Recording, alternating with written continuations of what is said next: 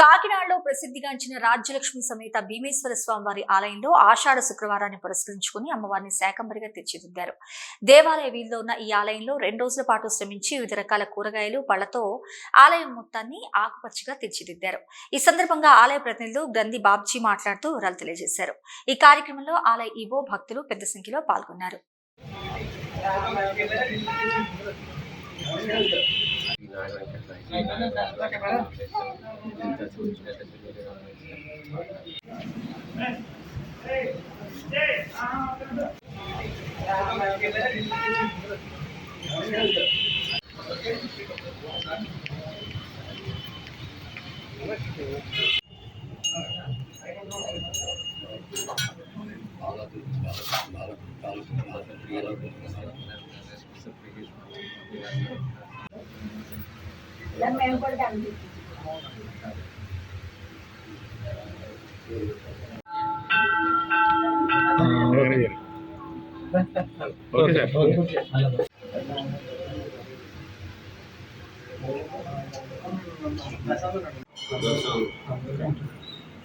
अक्षर सर बाजी